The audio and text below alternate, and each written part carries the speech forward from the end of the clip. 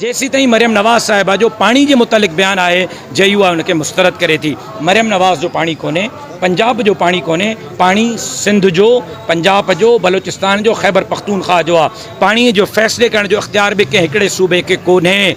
चारई फ़ैसिला गॾिजी वेही करे को फ़ैसिलो कंदा पाणीअ ते। इरसा कमेटी फ़ैसिलो कंदी, चइनी सूबनि जा नुमाइंदा फ़ैसिलो कंदा। न पैसो तव्हांजो आहे, न पाणी तव्हांजो आहे। पैसो अॼु बि 70% रेवेन्यू सिंध पई ॾे। सिंध जे रेवेन्यू ते सॼो मुल्क पलिजे पियो। पाणी बि सॼे मुल्क जो आहे। जेकॾहिं मरियम नवाज़ जे इन बयानी खे थोरी देरि जे लाइ क़बूल कयो वञे त पोइ हिंदुस्तान जे बयानीअ में ऐं मरियम नवाज़ जे बयानी में कोई फ़र्क़ु न रहंदो। लिहाज़ा न कल्ह कोई कालाबाग डैम ठाहे सघियो हो, न अॼु कोई ठाहींदो, न सुभाणे ठाहींदो। न कल्ह कंहिं पाणी ते कब्ज़ो कयो हो, न अॼु कोई कंदो, न सुभाणे कंहिंखे करणु ॾींदासीं। पाणी सिंध जे लाइ रेड लाइन आहे। सिंधी पाणीअ ते मुतालिक़ हर हद ताईं वञण लाइ तयारु आहिनि।